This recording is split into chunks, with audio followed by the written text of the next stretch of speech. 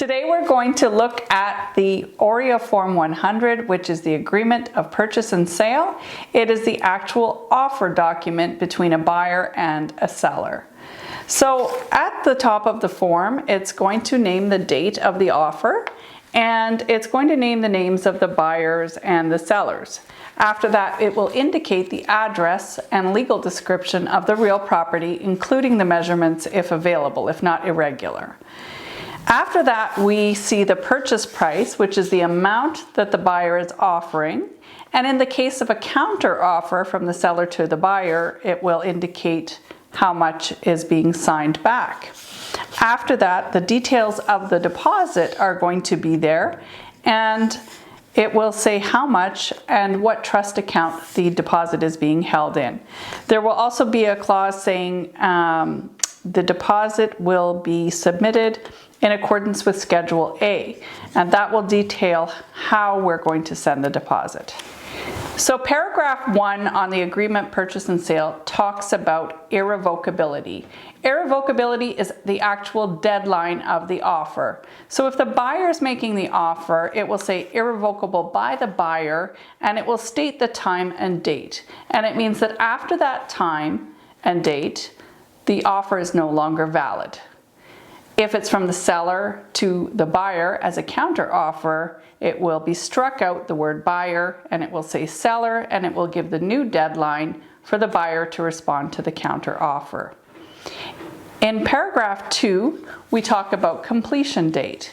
And completion date is the date of the actual possession. It does say by 6 p.m. However, a deal has to close between 9 a.m. and 5 p.m. because that is when the title deed system is actually open. It's electronic. And so if it doesn't close by 5 p.m. that day, it can be extended until the next day, but we'll get into that a little bit later. But the completion date is the date that is also a negotiable term. On the second page of the agreement, it talks about how the notices are getting sent back and forth between the two brokerages involved, if there are two. Sometimes there's only one, and then you might not see an email address or a phone number. Paragraph 4 actually goes into what we call chattels. So chattels are things that if you took the house upside down and shook it, the chattels would fall out because they're not fixed. However, in some cases, we do tend to name fixtures in this paragraph just to be clear that we expect them to still be there on closing. Okay, and paragraph 5 talks about any fixtures that may be excluded. So if they're not named in paragraph 5, then they're deemed to be included in the sale price. In paragraph 6, it talks about rental items, including leases and lease to own, conditional sales contracts. So they must be named here in order to be taken over. If they're not named here, they're deemed to be owned. In paragraph 7 of page 2, it talks about HST. More often than not, the HST will be included in the purchase price. Usually HST for residential sales is only applicable to new builds. On the third page in paragraph 8, it talks about the title search. So that's the date that the lawyer has to search the title of the property and make sure that there's no registered work orders against it and that it's free and clear from liens and encumbrances. So that is usually about a week before the completion date, the possession date. And it also says what the actual zoning is for this property. In paragraph 9, it talks about future use, and that means that what we're saying there is that the future use cannot be guaranteed. You're being sold the property as what it is zoned. So for example, a residential 1 unit. So if at a later date you would like to have it rezoned to something like commercial, we can't guarantee that that's what you're going to be able to do. It's being sold the way it's currently zoned. In the 10th clause, they talk about the title, and this is more about registered easements and restrictions and whatnot. The normal ones you have to accept, if there's an easement for drainage or something like that. But if there's something really strange comes up in the title search that says your house is built on the neighbor's property or the garage is built on the neighbor's property, at that point your lawyer can object the title as long as it's by the requisition date and either renegotiate that point or talk to title insurance, or perhaps even get out of the deal. The 11th clause talks about your closing arrangements. So each of the parties, the buyer and the seller, have to retain their own lawyer to do the completion and to switch the deed into the proper name. In clause 12, it talks about documents and discharge, and it says the buyer shall not call for any title, deed, abstract, or survey or other evidence of title other than what's in the hands of the seller. Okay, so we don't want people asking for a new survey at this point, because in Ontario, for many years now, we've been using title insurance, which is a much cheaper way of going about it and ensuring that the title is good.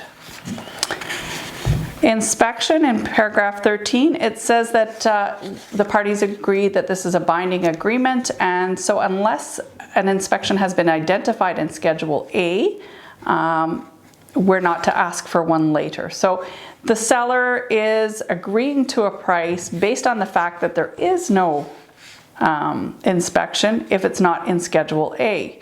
So it wouldn't be fair for the buyer to turn around after the accepted offer and say, well, now I want an inspection, because in good faith, the seller has already agreed to the offer based on the fact that there isn't one.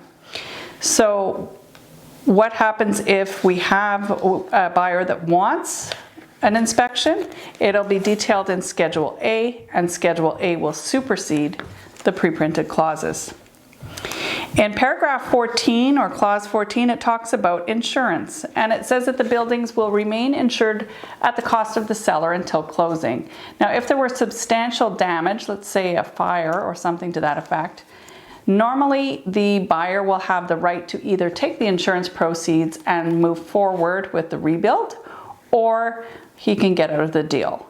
Now, I have heard of instances where it's just been you have to get out of the deal because they weren't able to produce the proceeds and rebuild in time. Okay. On the next page, page 4, the first clause is about the Planning Act. So this is only really pertaining to properties that have been subdivided. That's a specific conversation that we would have separately, and we'll move on to clause number 16. Document preparation, that talks about whose lawyer is preparing which documents and who's paying for what when it comes to the transfer deed and the land transfer tax affidavit. In clause 17, that is what happens. It's a retention of taxes for the purpose of capital gains if the seller is a non-resident. In clause 18, it talks about adjustments. So adjustments are something that we usually see for property taxes and unmetered fuel. So if a seller, for example, has paid their property taxes in advance and you close on the 1st of September, but they've paid for the entire year, the buyer at closing would have to reimburse the seller at a prorated rate from the 1st of September to the 31st of December for the taxes that the seller has paid on his behalf. After that, we talk about the property assessment. So the province of Ontario has what's called the Municipal Property Assessment Corporation. And they do not go into every home in Ontario, but they make a general evaluation of what, let's say, a 3-bedroom, 2-bathroom home in Pembroke would generally go for. And that's how they determine a value. Sometimes they will go in after a sale just to verify, but they don't go into every home. They make an evaluation, it's multiplied by a mill rate, and that's how the municipality arrives at how much they're going to charge you for taxes. If you feel it's too high, you can ask to have it revisited by MPAC and invite them into your home. However, usually when it's too low, people don't invite them in because they'll end up paying more taxes. After the property assessment clause, we talk about time limits in number 20. So that's just talking about the closing, that we have to have an agreement in writing if for some reason it can't close on time between the two lawyers. And then in 21, it talks about tender. So when you make your deposit, we will detail in Schedule A how you can make that deposit that goes with the offer.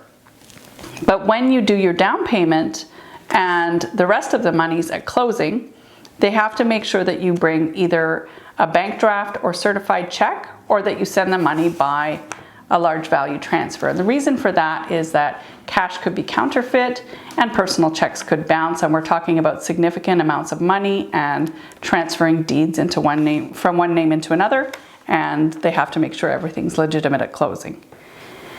Paragraph 22 talks about the Family Law Act. It says the seller warrants that spousal consent is not necessary.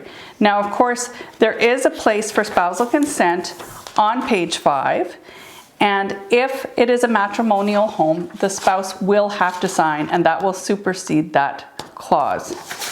So in Ontario, whether or not the spouse is on the deed, you must have spousal consent to sell the home legally if it's a matrimonial home.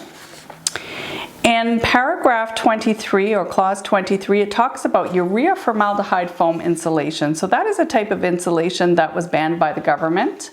I think it was back in the 90s. And there's a warranty by the seller by signing this agreement that the seller represents and warrants that during the time they've owned the property, they have not put any UFI into the building, and to the best of their knowledge, there isn't any. In clause 24, it talks about legal accounting and environmental advice. So our brokerage, any brokerage, does not provide that kind of advice. We liaise the real estate transaction, and if you need legal advice or accounting or environmental advice, we will refer you to the subject matter expert. In clause 25, that talks about the credit check for the buyer. Now, depending on your brokerage, ours does not have someone doing mortgages, so we don't usually do the credit check within the brokerage itself, but other brokerages do. Your credit check is usually done by your mortgage broker or your financial representative at your bank.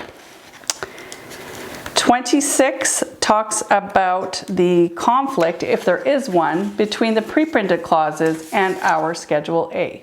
Schedule A will always supersede what's written in the pre-printed clauses if there's a conflict.